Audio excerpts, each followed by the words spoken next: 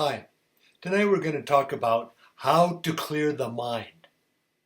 The cells in our body and mind pay attention to our thoughts, and that is why we have the ability to heal ourselves or know when we should see a doctor. The placebo effect is the scientific proof that we are responsible for our health and our happiness. Don't worry if you listen to your body and mind. When it is clear, it will tell you what to do, either to align with the rhythm of life or go see a doctor. Pain and suffering are warning signs, not that someone is causing it, but because you are not in alignment. A clear mind does not place restrictions on anyone because that is what narrow thinkers do as they build up walls around us. A clear thinker recognizes the walls and gives the green light for them to come down. Rumi said, "These pains you feel are messengers. Listen to them." Prasad Mahez says, "The mind is like water. When it is turbulent, it is difficult to see. When it is calm, everything becomes clear." Buddha said, "To awaken, sit calmly, listening to each breath. Clear your mind and open your heart." A clear mind always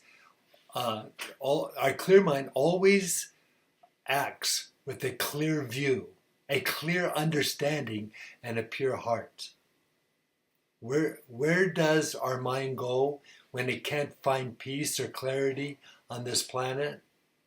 Spiritual institutions have abused people, so for many, they cause the bringing of thoughts of anxiety, fear, pain, and corruption. No place on earth seems to be dependable, trustworthy, honest, and safe. So where can we find clarity, freedom, and relief? We need to disentangle our mind from our problems so we can do something that is interesting and uplifting. An interesting activity or problem stimulates our mind so it works better and is healthier as it focuses, becomes clear, and recovers from stress. The mind needs practice and activity to clear it from our thoughts and stop thinking for a moment. That practice can be prayer, meditation, yoga, sports, music, hiking, running, or anything that alters our consciousness to the non-physical part of ourselves. We wash our hands regularly so we don't get sick. So in the same way, we need to clear our mind regularly from the physical, mental, and world weariness. Rumi said, "The inspiration you seek is already within you. Be silent and listen." Rumi also said, as you dive deeper in the heart, the mirror gets cleaner and cleaner. Buddha said, "Pain in life is bound to happen, but suffering is not. Pain is what the world does to you. Suffering is what you do to yourself. Suffering is optional." A clear mind is nothing special because when we solve our problems and our thoughts become clear as we free our mind for deeper contemplation. It is not a state of mind we achieve and become because it is a release of resistance from our body, mind, and life. We stop looking behind us because that is not where we are going. We accept the present moment and what it has to offer.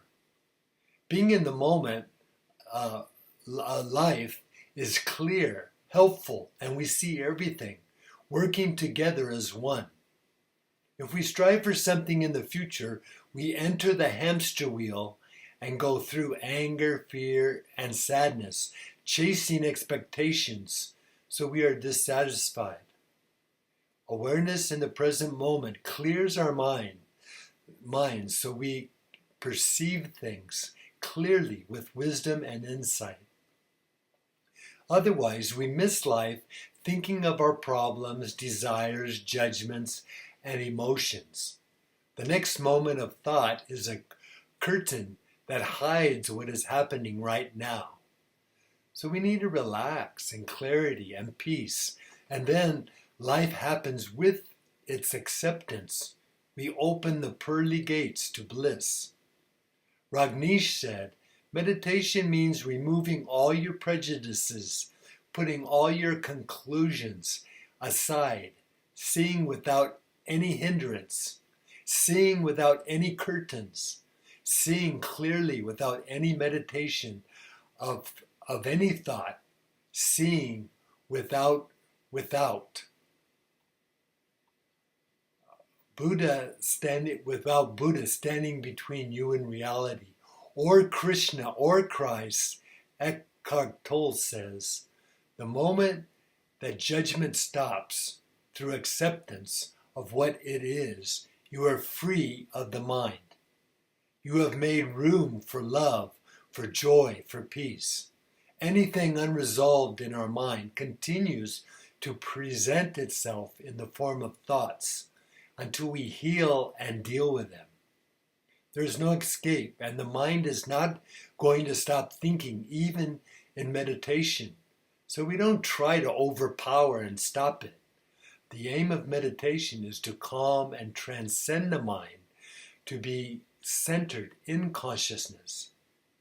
This mini vacation is a deep state of peace that clears our mind because we become the observer of our thoughts, not the controller.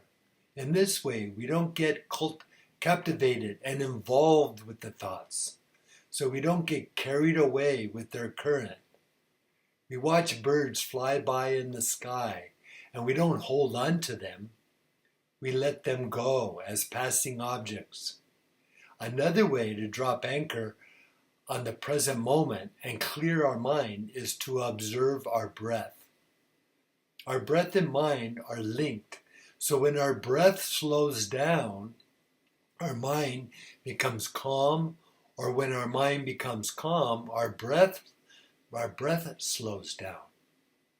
This natural awareness of our biological process clears our mind of thoughts so we can dive into our true self, which is consciousness. We notice, then perceive that we are not the thinker, not the doer, but the observer.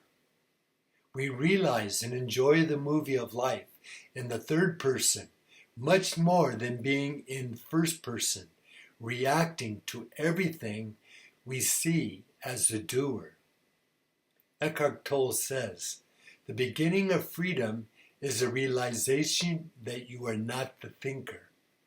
The moment you start watching the thinker, a higher level of consciousness becomes activated. You then begin to realize there is a vast realm of intelligence beyond thought. That thought is only a tiny aspect of that intelligence. You also realize that all the things that truly matter, beauty, love, creativity, joy, inner peace, arise from beyond the mind. You begin to awaken. Phil Jackson says, you have to trust your inner knowledge. If you have a clear mind and an open heart, you won't have to search for direction. Direction will come to you. We detach from our thoughts and witness them so we can manage them. The biggest step in our journey to awakening is to play the physical and mental game in the third person.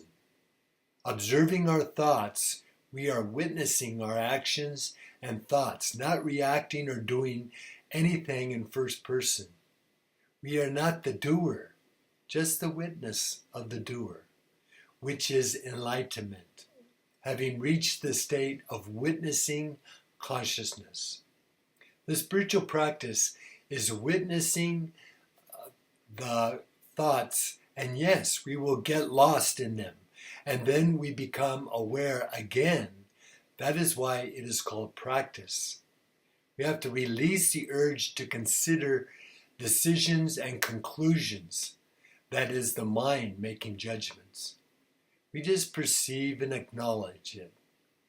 This is meditation with our eyes open, which is to acknowledge the thought and be detached from it. The spiritual practice is common in meditation. Thoughts come and go.